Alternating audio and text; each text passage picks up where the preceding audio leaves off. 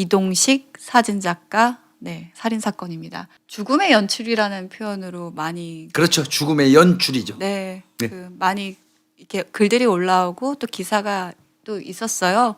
그래서 저도 보면서 죽음의 연출이라는 표현이 제일 걸맞겠다라는 생각이 좀 많이 들었었어요. 이게 사건이 발생한 거는요. 82년 12월 14일 날 사건이 발생한 거예요. 네. 그런데 이제 시체가 발견돼서 이제 사건이 시작된 거는 1983년 네. 1월 11일 날 11시 반 아침 오전이죠.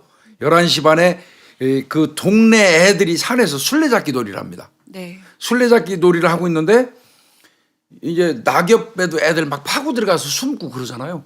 어떤 아이가 낙엽이 푹 덮여 있는데 이렇게 올라와 있는데 거기 낙엽 파고 들어가려고 쏙 파고 있는데 그 안에서 완전 나체 상태의 시체가 하나 발견이 됐어요. 근데 이 아이들이 초등생이니까 그걸 사람으로 안 봤어요. 이거를 마네킹으로 오인했습니다. 네. 그래가지고 그거 애들이 와서 만지고 놀았어요. 가지고. 그러니까 시체인지도 모르고 만지작거리면서 놀았어요. 그런데 지들끼리도 한참 그 만지작거리고 놀다 보니까 이거 아무리 봐도 마네킹은 아니거든.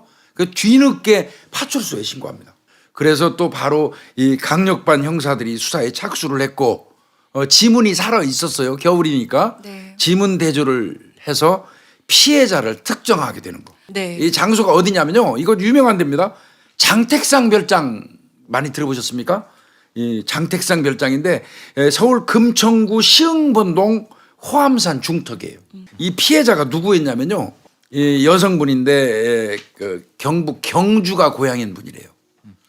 근데 고향은 경주인데 아마 대구에서 성장을 했다고 하고요. 공장을 다녔다고 하네요. 네.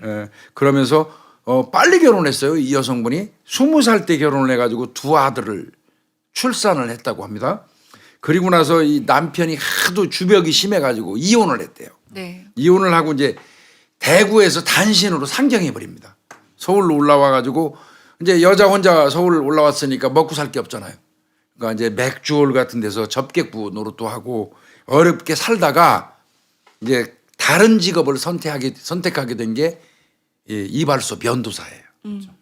이발사하고 동거했던 경험도 있어요. 그래서 그랬던 분인데 이제 이분이 타켓이 돼가지고 사망을 하게 되는데 범인의 이름은 이동식입니다.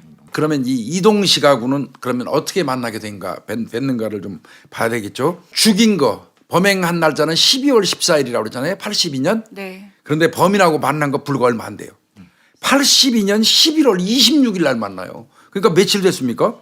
이거 뭐 한 15일 정도 됐나요? 이 둘이 처음에 이 이발소에서 만나게 됐다고 하더라고요. 맞습니다. 근데 이 이발소가 소위 말하는 저희가 면도하고 이발하는 곳이 아니라 퇴폐 이발소예요. 그러니까 82년 11월 26일 날 재료상이 소개해서 그 가락동에 있는 아파트 단지 이발소에 면도사로 취업했어요. 네. 그리고 그 다음 날 이제 첫 출근을 했는데 그 첫 손님이 이동식이에요. 네. 그때 이동식이가 뭐라고 얘기했냐면 나는 아파트 보일러 시공 해주는 배관공이라고 현장 소장이라고 그랬어요. 현장 소장이라고 그러면서 또 뭐라고 얘기하냐면 난 고향이 대구인데 나 사진 작가야. 그러면서 뭐라고 그랬냐면 그 첫날 그런 얘기했어요. 딱 이렇게 보더니 야 우리 몸매를 보니까 이건 모델로 활동하면 죽이겠다. 당신 앞으로 돈 많이 벌고 출세할 수 있어. 이렇게 유혹을 해요. 네. 그때 이동식 나이가 43살이에요. 네. 한국 나이로. 이 피해자분이 20대 중반 20대 그렇죠. 24살. 4살이었고 그러니까 몸매가 좋다. 앞으로 모델 일을 내가 시켜주겠다. 이런 등등으로 꼬이니까 이 사람하고 아주 가까워졌어요. 네. 그래서 여러 번에 걸쳐서 이제 어떻게 보면 내연 관계가 성립돼요. 네. 통정을 한다고 그러죠. 통정. 네. 내연 관계가 성립이 이제 쭉 되는 거예요. 근데 이동식이는 원래 이제 다른 데 뜻이 있었던 거예요. 그걸 눈치 못 챈 게 이제 불행하게 되는 건데. 자, 82년 11월 27일 날 첫 출근해서 만났죠. 네. 그 이후에 이제 쭉 사귀었죠. 그러다가 12월 13일이에요. 그러니까 한 5일 되는 것 같으네요. 한 5일 정도 되는 날 내일 누드 사진 찍으러 가자. 네. 이동식이가 꼬입니다. 그러니까 또 흔쾌히 약속을 해요. 오케이 가자. 그런데 그 약속을 해놓고 이동식이는 그 동네에 있는 약국에 가서 테라마이신이라고 혹시 아십니까? 이 염증 같은 거 있으면 이렇게 네. 캡슐로 돼가지고 뜯으면 네. 하얀 가루 나오는 게 있어요. 테라마이신을 4알을 구입해요. 이동식이가 준비하는 거죠. 그리고 그 안에다 뭐를 넣냐면 청산가리를 넣습니다. 청산가리 준비하고 14일 날 09시경에 이제 이발소 앞에서 만납니다. 네. 둘이서 만나가지고 버스 타요. 네. 차도 없었나 봐요. 버스를 타고 시흥 3동에 딱 하차를 해요. 시흥 3동에 하차를 해서 그러니까 장소는 이동식이가 미리 선정해 뒀겠죠. 그렇죠. 예, 그렇죠. 시흥 3동에 하차를 해가지고 이제 거기서 이 얘기를 해요. 버스에서 내리자마자 자 누드 사진 찍다 보면 겨울이니까 감기 들일지 모른다 너. 그러니까 감기약을 내가 사올게. 그리고 이제 여자 세워놓고 약국에 가서 판피린 물약입니다. 그 물약을 한 병을 구입을 해요. 그리고 이제 호암산 중턱으로 가요.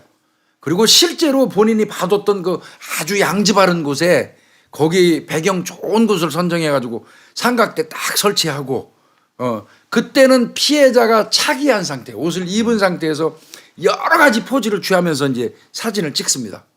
그리고 어느 정도 시간이 됐잖아요. 자, 감기 걸릴지 모르니까 자, 지금부터 그 약 좀 미리 먹고 하자. 어제 준비한 그 청산가리 넣은 그 테라마이신 거기에다가 판피린 타서 먹이는 겁니다. 네. 그러니까 먹었죠. 피해자 당장 두통 오죠. 네. 두통 호소하면서 어지럼증 뭐 신음하고 이제 고통 받는 거 그 모습을 촬영하기 시작하는 겁니다.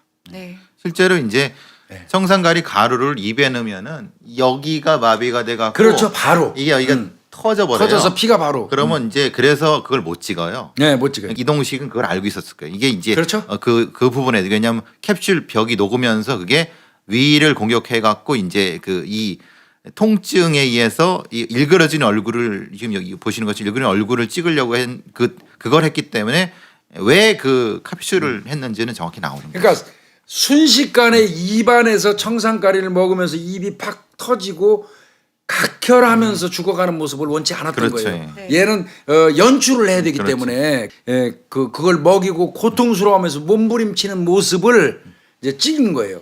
근데 찍는 거는 옷 입은 상태에서 계속 찍기도 하다가 결국은 이제 사망한 후에는 하나씩 옷을 벗기면서 찍어요. 네. 예. 그래서 숨져가는 그 전 과정을 살아서 몸부림칠 때부터 죽어가는 과정을 쭉 찍어가는 거예요, 사진을. 네, 그렇게 찍었고 결국은 이제 그 사진 촬영이 끝난 다음에 뭐 그 피해자가 신고 있던 농부추라든지 뭐 이런 거 다 산속에다 여기저기 뿌려요. 흙 뿌리고 그리고 이제 본인은 묻어놓고 살짝 가랑잎에 하산해 뿌린 거예요. 여기 사진 보시는 것처럼 이 이제 죽어가는 옷 입은 상태 죽어가는 걸 커트 뚜두두 찍고 이게 이제 이 목이 돌아가고 손을 고통하는 걸 다 카트마다 찍고 나서 마지막에 장면은 옷을 다 벗겨놓은 다음에 이 자세를 하고 이제 연출시키고 이렇게 하는 거죠. 이걸 그대로 따라서 한 범행이 되는 거죠. 그래서 더욱 이것에 대해서 저희가 소위 말하면 와, 이 사람은 정말 사이코패스 뭐라고 할 수도 있겠지만 철저하게 뭔가 유린한다라는 전 생각이 들었었거든요. 생사람이 약을 먹여서 그 극약 독약을 먹고 죽어가면서 몸부림치는 거를 그 진짜 쭉 찍어간다는 게 이건 보통 사람이 할 수 있는 일이 아니잖아. 저 이렇게 상상을 해봤어요. 앞에서 누군가가 몸부림치고 있는데 내가 사진이 찍어질까란 생각 자체가 드는 거예요. 그리고 시체가 죽었을 때 그걸 벗기고 사진을 찍고 아무렇지도 않게 옷을 입혀놓는 것도 아니잖아요. 이동식이는 1975년도에 사진 기술을 배웠다고 그래요. 네. 75년도에 그리고 78년도부터 이 지방 사진작가협회에 들어갔대요. 그런데 나름 재주가 있었나 봐요. 그렇죠. 11번이나 입상을 했대요. 그래서 82년도에는 사진작가협회 회원으로 등록을 해요. 그러니까 회원증 나오거든요. 네. 아마 피해자한테도 그 회원증을 보여주면서 그랬겠죠. 굉장히 네. 지가 아마추어 작가라는 거 과시를 했을 거예요. 그래서 사진 작가라고 그러면 뭔지 모르게 그 당시에 또 그렇죠. 멋있어 보이잖아요. 그러니까 네, 그 피해자가 이렇게 그러니까 홀딱 넘어갔겠죠. 넘어간 그렇죠. 거죠. 예, 이 사람이 결혼한 사람이에요. 결혼한 사람인데 이게 진짜 웃겨요. 평상시에 아주 치졸한 그 포르노 형태의 포즈를 아내한테도 맨날 요구를 했다는 게 자기 아내한테. 그래서 아내하고는 그것 때문에 불화가 엄청 심했다는 겁니다.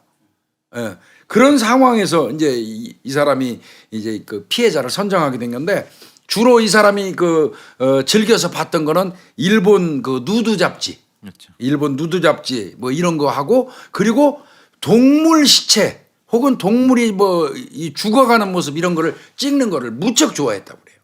그러니까 동물 죽어가는 모습을 찍다가 결국은 이 사람이 머릿속에 꽂혀 있는 거는 사람이 죽어갈 때의 모습은 어떨까가 머릿속에 있었나 봐요. 그러니까 그 전에도 이런 죽음을 연출하는 사진들을 모델을 써서 했다고 하더라고요. 근데 거기에서의 자기가 그건 가짜였죠. 네, 가짜인 거죠.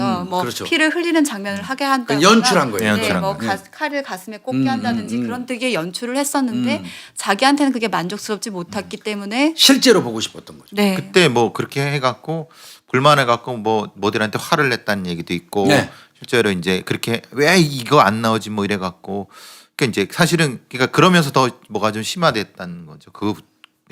여기가 연결되기까지는. 근데 이 사람이 나중에 보면은 이 포각성도 있는 것 같아요.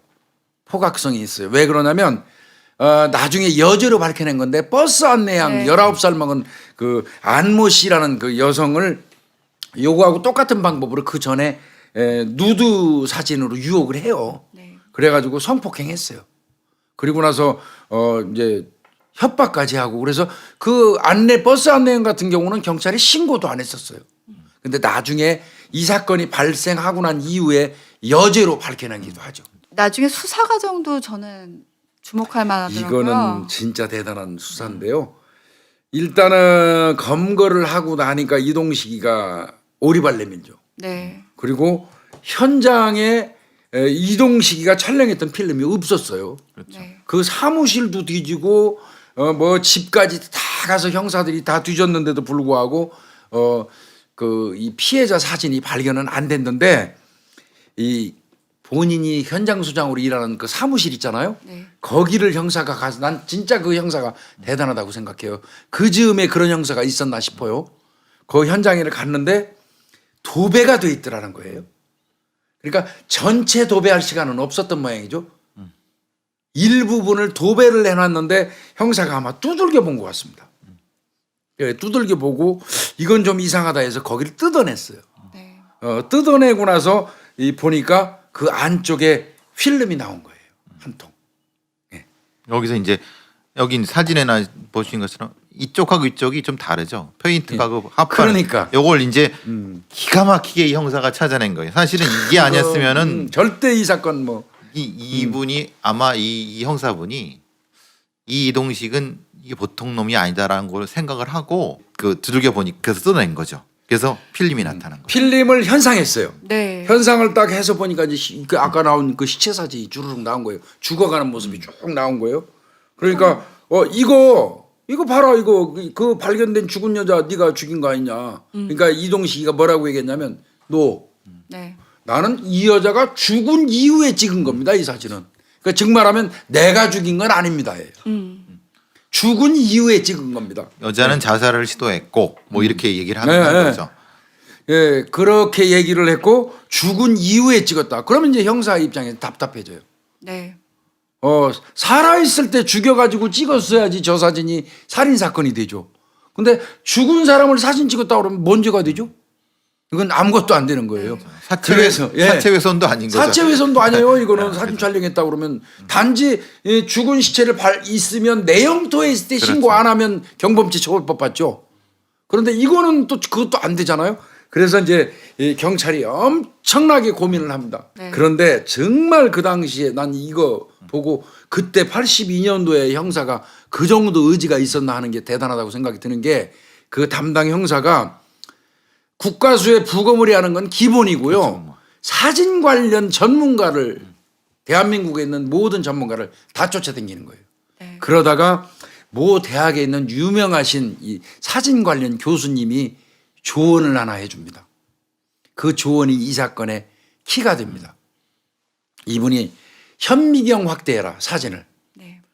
현미경 확대를 해가지고 그 죽은 여성의 솜털이 누워 있으면 솜털이 서 있으면 살아있을 때 죽인 것이고 솜털이 그 전체가 찍은 사진이 솜털이 다 누워 있다면 죽은 사진을 찍은 것이다. 이런 조언을 해줍니다. 두 개가 같이 나타나면 그 죽어가는 과정 찍은 그렇죠. 그렇게 되는 그렇게 거죠. 된 거죠. 결국은 솜털이 쭉 서 있는 상태에서부터 쭉 죽은 데까지. 눕는 상태까지 이어진 거예요. 그렇죠. 그렇다면 죽어가는 과정을 쭉 찍은 거죠. 그러니까 땅구멍이 또 이 벌어지는 것도 보라고 그랬어요. 사진 작가분이.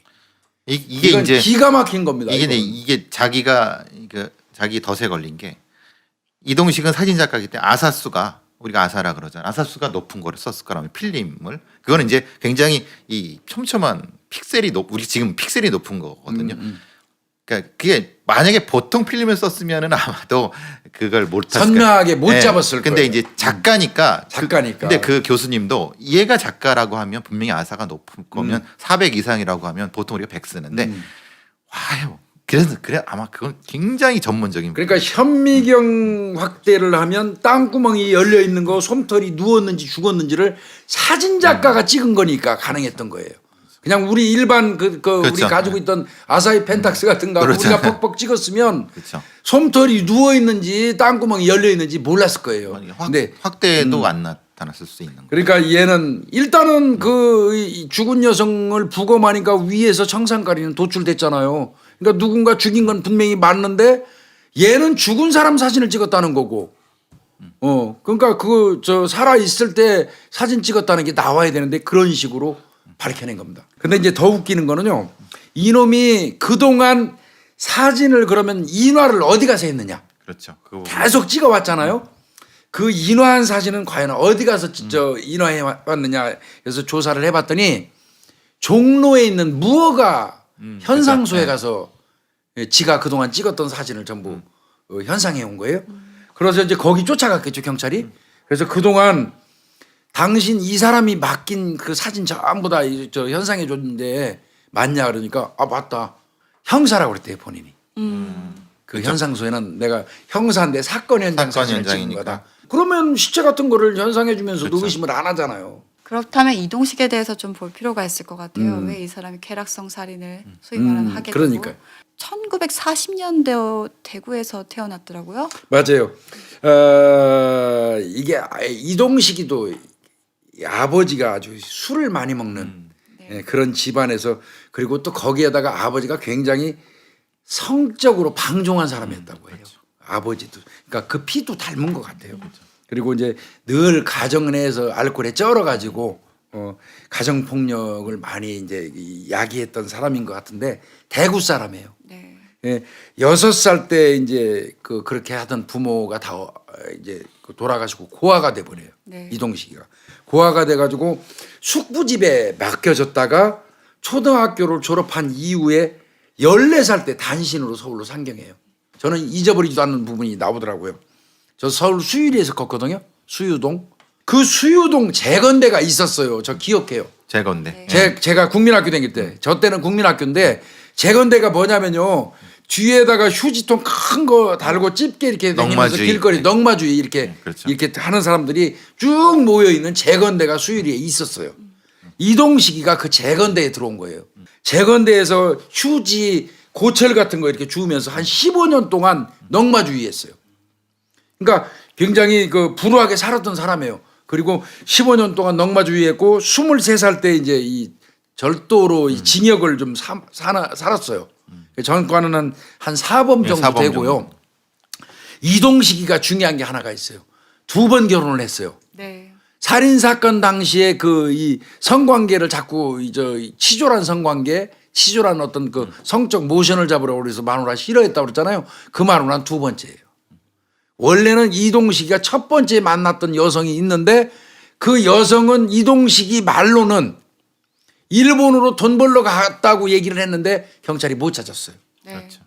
그래서 혹자는 그 여성도 희생당한 게 아니냐 이동식이한테 이런 말이 있긴 한데 현재까지 밝히지는 못했습니다. 근데 이동식에 대한 여죄 수사가 사실 한참 진행되고 있었어요. 근데 예. 이게 해외 매스컴을 타게 됐다고 맞습니다. 하더라고요. 네. 전두환 정권이에요. 82년도에 전두환이가 없었던 걸로 해요. 네.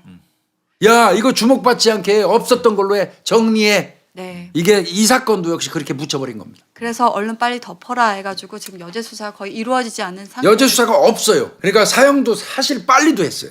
네. 집행도. 예.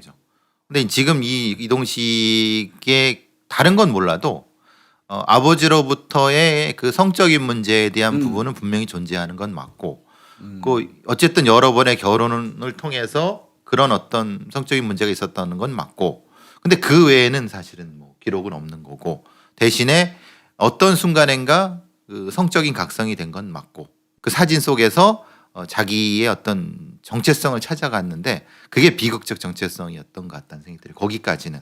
이게 이 사람이 소위 말하는 교도소에서 나온 후에 사진에 취미를 붙이면서 그렇죠. 시작됐다고 하더라고요. 근데 그때 당시만 해도 사진을 한다라는 것 자체가 그럼요. 엄청난 고액이 들어가고 소위 말하면 상류층 같은 그렇죠. 뭔가 느낌을 풍길 수 있었던 거죠. 거기다가 이 사람은 수상을 합니다.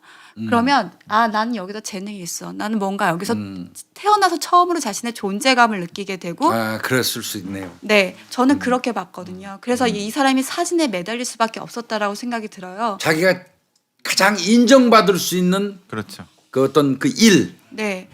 근데다가 이 사람이 은상을 탔던 작품이 닭이 죽어가는 장면을 맞아요. 그렇습니다. 연출하면서 좀 더 괴이한 걸 찾게 되고 죽음에 가까운 걸 찾게 되고 그랬던 부분이 살인까지 저는 이어지게 됐다라고 봅니다. 이 사람이 했던 말 중에 이건 합리화 과정이긴 한데 이 말이 이 사람을 가장 표현할 수 있는 말이었을 것 같아서 뭐라고 했냐면 자신의 행위가 예술 행위였다고 강조를 합니다. 네, 사람이 죽는 순간이 그 사람의 인생에서 가장 숭고한 시간이며 네. 이를 사진으로 남기는 것이야말로 예술 중에 예술이라고 자신의 일을 합리화했어요. 근데 이제 그게 예술이 아니라는 걸 알면서도 자기 자신한테는 자꾸 자기 최면을 거는 거죠. 지금 내가 하고 있는 행위는 예술 행위죠. 본인 스스로는 자꾸 그렇게 거는 거죠. 그러니까 삐뚤어진 예술가들이 하는 합리화가 그런 거잖아요. 그렇죠. 모든 인간의 그 개념과 규칙을 다 벗어난 것이 예술이다. 그것이 예술의 표현이다. 그렇기 때문에 어떤 일부 그 예술가들은 범죄, 죽음, 모든 이런 부정적인 거, 악도조차도 인간의 개념을 깬 하나의 예술 행위라고 얘기를 하는 거죠. 그래요. 이 사건이 만약에 그 첫 번째 살인에서 이 사람이 잡히지 않았다면 계속했겠죠. 정말 어마어마했겠네요. 네. 제 생각으로는 혹시 아이들한테 발견되지 않았으면 다시 가지 않았을까 생각이 들어요. 이제 어느 정도 손상된 것도 찍고 싶어 했을까. 그래서- 나도 그 생각을 문득 해봤는데. 그렇죠. 그러니까 왜냐하면 이렇게 막엽에 묻어놨으면은 분명히 시체가 발견될 수가 있다는 생각을 했고, 왜냐면 계절이 지나면은, 근데 그러기엔 너무 빨리 발견돼요. 저는 조금 다른 시각이에요. 저는 이 사람 자체는 생명력이 소멸되는 과정에 대한 그걸 과정을 지켜보는 것에 대한 저는 소위 말하면 그 과정의 쾌락이지. 그 정도 선. 네, 저는 부패라든지 근데 그 노르웨이죠? 네. 노르웨이 그 살인범일 거예요. 살해하고 난 다음에 방기에서 사체가 백골화된 것까지 사진을 다 찍었어요. 그렇죠. 네, 그런 네. 경우도 있죠. 그런 경우도 있거든요. 그리고 이제 기본적으로 범죄자 심리가 현장은 가고 싶거든요. 그렇죠. 예. 근데 그대기에는 너무 빨리 발견됐어요. 너무 빨리 12에서 발견됐어요. 1일 이러니까 네, 바로 발견됐어요. 1월에 발견되기가 왜 애들 안에서 애들 아니면 이건 불가능했어요. 그 애들이 또 낙엽을 파고 놀이라고 생각 못 그러니까 하잖아요. 낙엽을 어떻게 또 파고 놀았냐고. 파고 놀으니까. 숨바꼭질을 하면서. 네. 요거는 아마 우리 경찰에서 김원배 연구관님 계시겠지만은 조금 더 디테일하게 이 범죄에 대한 재구성을 조금 더 디테일하게 풍부하게 해서 이 경찰 역사에 전 남겨야 되는.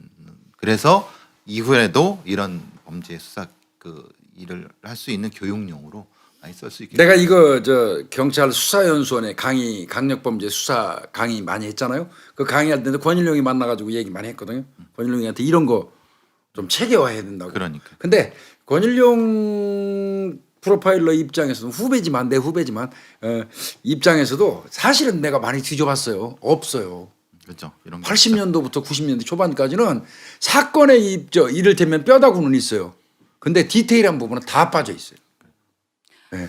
조금 범죄사의 측면에서는 굉장히 그렇죠. 이제 아쉬운 좀 부분. 채워 넣어야지 이 앞으로의 우리 수사관들한테 그리고 이런 범죄를 저지르는 범죄자들한테 경각심을 주고 할 수 있을 텐데 참 아쉬운 부분은 부각이 됐으면 좋겠습니다. 예. 네.